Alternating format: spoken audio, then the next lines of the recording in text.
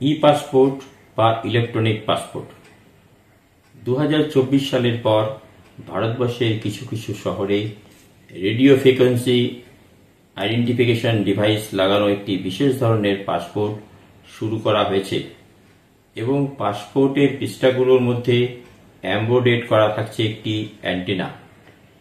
এই ডিভাইসটিতে পাসপোর্টধারীর ব্যক্তিগত তথ্য যেমন নাম, ছবি, জন্ম তারিখ, 10 আঙ্গুলের ছাপ, চোখের মণির ছবি ও অন্যান্য বিবরণ সংরক্ষিত থাকছে।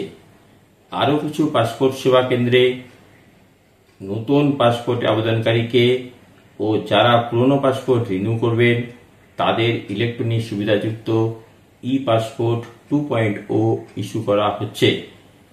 চেন্নাই, হায়দ্রাবাদ, নাগপুর, গোয়া, সিমলা সহ আরও 13টি বড় বড় শহরে ও বিমানবন্দরে ই পাসপোর্টের অ্যাডভান্টেজ দেওয়া হচ্ছে। ই পাসপোর্টের কারণে বিদেশ যাত্রার ক্ষেত্রে ইমিগ্রেশন প্রক্রিয়াকে খুব সহজেই সম্পূর্ণ করা সম্ভব। বর্তমান বিশ্বের অনেক দেশেই ই পাসপোর্ট ব্যবহার করে এবং এটি আন্তর্জাতিক ভ্রমণের জন্য একটি গুরুত্বপূর্ণ নথি হিসাবে ব্যবহৃত হয়। আজকের ভিডিওতে আলোচনা করব কিভাবে সম্পূর্ণ নতুন একটি ওয়েবসাইট থেকে ই পাসপোর্ট আবেদন করবেন, কি কি ডকুমেন্ট দরকার হবে, কিভাবে অ্যাপয়েন্টমেন্ট বুক করবেন, পাসপোর্ট সেবা কেন্দ্রে কি কি নথি নিয়ে যাবেন যাতে সহজেই আপনার ভেরিফিকেশন আপনি করিয়ে নিতে পারেন। পুলিশ ক্লিয়ারেন্সের জন্য আপনাকে কি করতে হবে বিস্তারিত আলোচনা করব এই ভিডিওতে। নমস্কার, মেঘা অনলাইন ডিজিটাল ইউটিউব চ্যানেলে আপনাকে স্বাগত। পাসপোর্ট আবেদন করার আগে আপনাকে দেখে নিতে হবে যাতে আপনার সব ডকুমেন্ট আধার কার্ড, ভোটার কার্ড ও প্যান কার্ড একদম নির্ভুল থাকে। যেমন নিজের নাম, বাবার নাম ও জন্ম তারিখ যেন একই রকম হয়। একটি নতুন পাসপোর্ট আবেদন করার জন্যে যে ডকুমেন্টগুলি লাগবে সেটা হচ্ছে পরিচয় প্রমাণ হিসাবে ভোটার কার্ড, আধার কার্ড, ঠিকানার প্রমাণ ভোটার কার্ড এবং রেশন কার্ড, জন্ম প্রমাণ হিসেবে বার্থ সার্টিফিকেট, মাধ্যমিকের পাস সার্টিফিকেট, এছাড়া সাদা ব্যাকগ্রাউন্ডের পাসপোর্ট সাইজের 3টি ফটোগ্রাফ প্রয়োজন পড়বে। ভারত সরকারের নতুন পাসপোর্ট সেবা কেন্দ্র পোর্টাল থেকে, যার লিঙ্ক আপনি আমাদের পেজে এবং ডেসক্রিপশন বক্সে পেয়ে যাবেন, সেখানে ক্লিক করে সরাসরি ওয়েবসাইটে যেতে পারবেন। যদি আপনি প্রথমবার পাসপোর্ট অ্যাপ্লাই করছেন তবে আপনাকে পাসপোর্ট সেবা কেন্দ্র ইমেল আইডি ও নাম এন্ট্রি করে প্রথমে রেজিস্ট্রেশন করতে হবে। এবার ইমেল লিঙ্ক অ্যাক্টিভ করে পোর্টালে ইমেল ও পাসওয়ার্ড দিয়ে লগ ইন করতে হবে। অ্যাপ্লাই ফর অপশানে ফ্রেশ অর রিইস্যু, নর্মাল और तत्काल অ্যান্ড পেজ সিলেক্ট করে সেভ অ্যান্ড নেক্সট করুন। অ্যাপ্লিক্যান্ট ডিটেলসে নাম, gender, date of birth, marital status, birth place, state এবং ডিস্ট্রিক্ট এন্ট্রি করুন। প্যান ও ভোটার কার্ডের নাম্বার চাইলে আপনি লিখতে পারেন। Employment type, qualification, identification marks entry করুন ও আধার কার্ডের নাম্বার লিখে আই এগ্রি অপশান ইয়েস করে সেভ অ্যান্ড নেক্সট করুন ও পরের পেজে যান। ফ্যামিলি ডিটেলসে বাবা, মা ও ওয়াইফের নাম লিখুন, দেন সেভ অ্যান্ড নেক্সট করে প্রেজেন্ট অ্যাড্রেস ও পার্মানেন্ট অ্যাড্রেস এন্ট্রি করে পরের পেজে এগিয়ে যান।